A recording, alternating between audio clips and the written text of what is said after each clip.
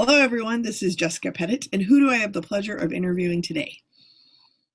I am Regina Huber. Jessica, it's so great to be here with you today. And I'm a transformational leadership and coach and consultant.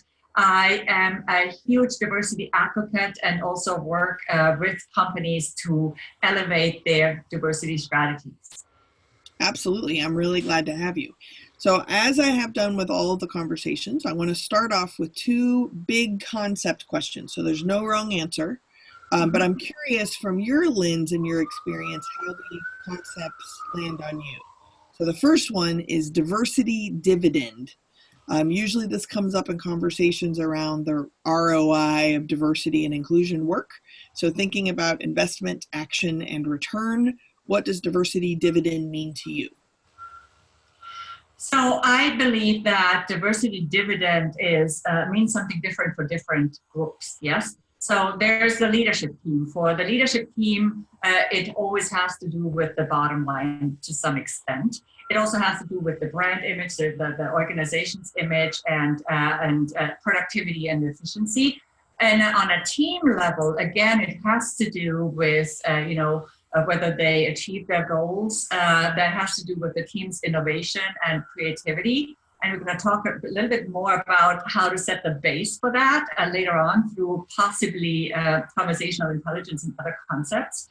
And for the individual, him or herself, it means that they can have a fulfilled career where they are compensated correctly and equally, and where they are treated with respect, and where they are also able to bring out the best in themselves and to really have equal opportunities, but also be treated in a way that makes them feel that they are appreciated, that they're welcome, that they are bringing value to the table. Mm-hmm. Yeah, that's great. Yeah. The other concept that somehow is connected to that to me is asterisk other duties assigned.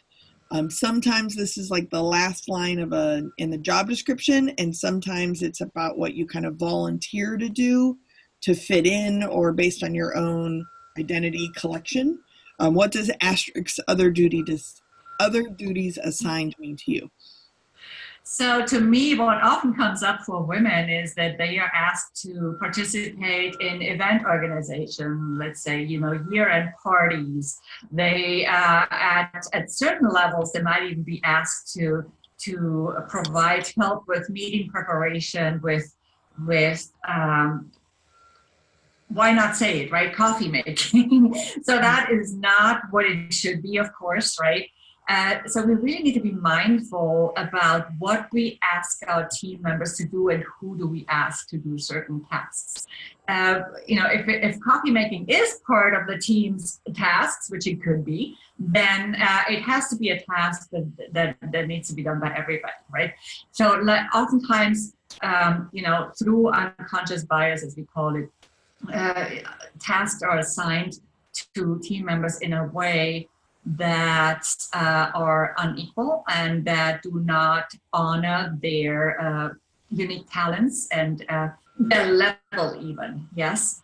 So it really depends. I think we need to be very careful when it comes to assigning tasks within a team to make sure that we honor every single person equally. So that's, I think, the gist of it. These are just examples that come up when I talk to clients, women oftentimes being considered as the additional assistant function. Mm-hmm. Yeah, it's interesting. It's funny how much making the cupcakes or planning the birthday parties or something like that kind of always come up here. And in this context, they also always seem to come up with the women on the team. And there are other duties assigned that I see going to men, but it's usually like analyzing data, right? It's headier work and the extra, I liked how you said event planning kind of things. There's a guy that I've worked with who he makes really amazing cheesecakes. And by amazing, I mean, wow, amazing cheesecake.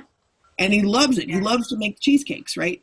And so most of the jobs he has to navigate like Barbara's cupcake making, where Barbara has always made the cupcakes, but eventually feels obligated to make the cupcakes and no longer enjoys making the cupcakes. But when he's new, how does he and Barbara, like, how does he navigate, like, I am more than happy to make a cheesecake.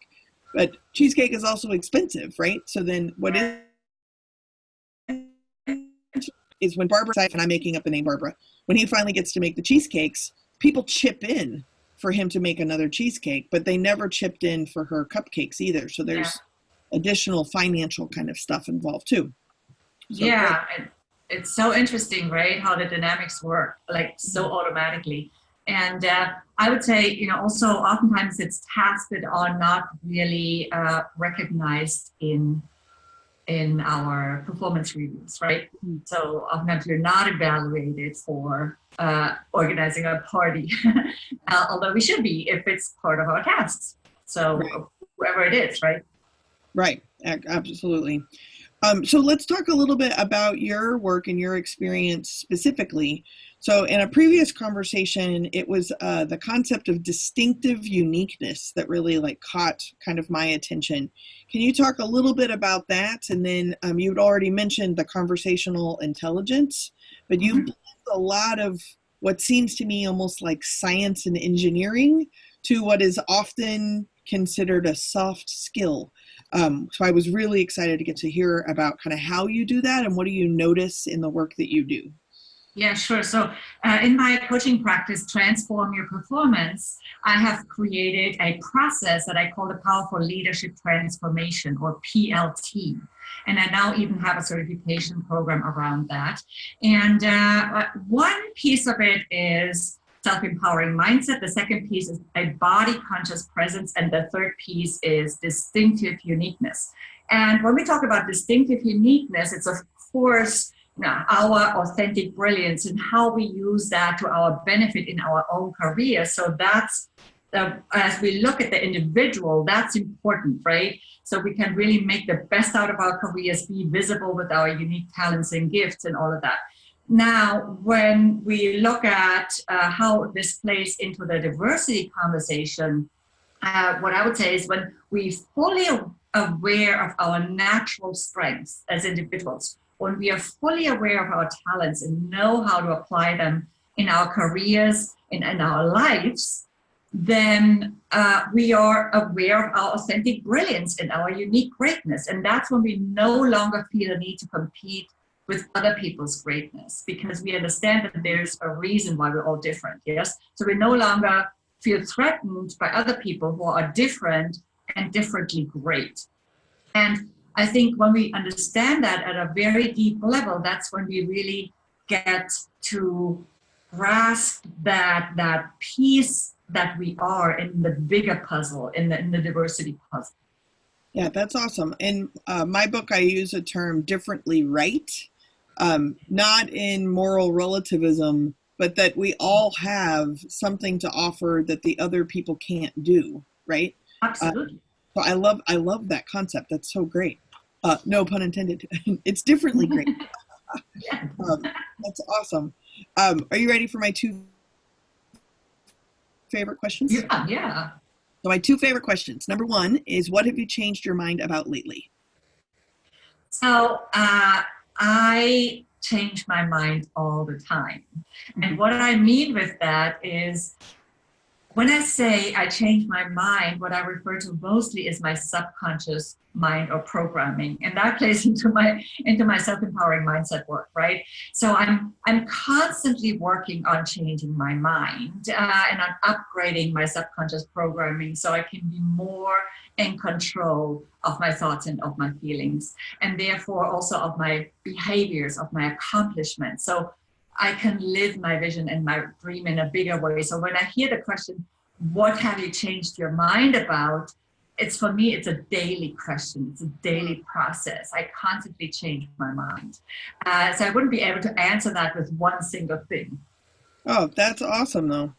And another example of how I ask the same questions, but there's such different perspectives, which I think is really cool. This is one of those things that a lot of folks have said, I've changed my mind about like you don't know what you don't know, right? And it's like, yeah, I know, but like it could be about soup, right? It can be anything. Come on. But that was cool. That was new. Second favorite question is, what do you absolutely know? I absolutely know that we all have unlimited potential.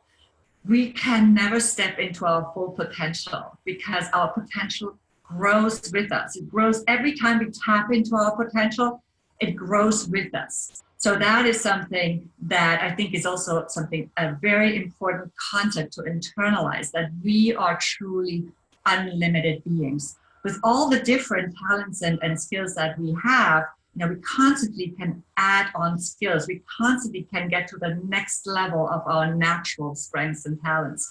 And that is something that is just so amazing to me. That's great. All right. Well, are you ready for the lightning round? I am. Very intimidating to a lot of people. I'm just kidding. So I have a product called Icebreaker Cards. And so I had everybody pick 3 numbers. You get either easy, intermediate, or deep questions related to the cards. So you picked 7, 3, and 11. So number 7, if you were given $6,000 to plan your next vacation, where would you go and what would you do?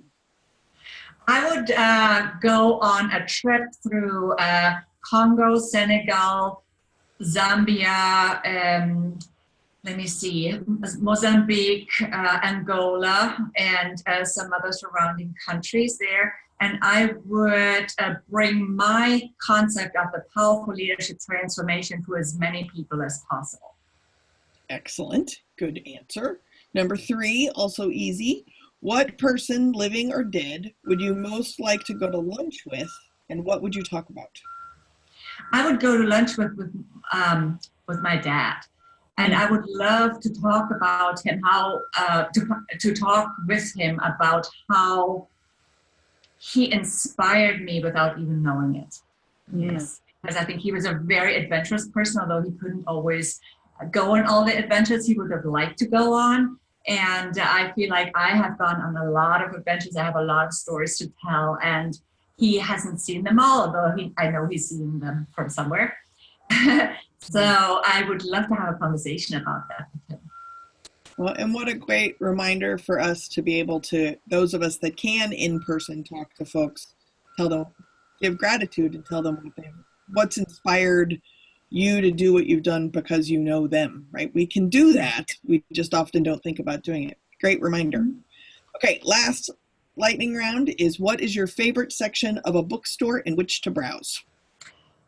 I used to read a lot of fiction in the past, and it taught me so much about foreign cultures. It taught me so much about different people's perspectives and all of that, and I love that. Lately, I go more into the nonfiction section, and I love books about how to, as I said before, how to change your mind, how to evolve, how to really dig deeper into neuroscience. I love reading neuroscience books, and I don't like the word really that I was going to say, but almost obsessed with it. And I just have a deep, deep passion for it and a deep interest. That's incredible. Well, Regina, if people wanted to get in touch with you, how would they do that? I have my website, of course, transformyourperformance.com. I'm also on LinkedIn as Regina Huber. I have a Facebook page with the same name, transformyourperformance.com. I'm on Twitter as Transform Dance. And the best way is always by email through my website, transformyourperformance.com. I also have a book on Amazon, Speak Up, Stand Out, and Shine. And it's under that title and my name. That's wonderful. Thank you so much for being here. This has been really great. Thank you so much, Jessica. It's been such a pleasure speaking with you.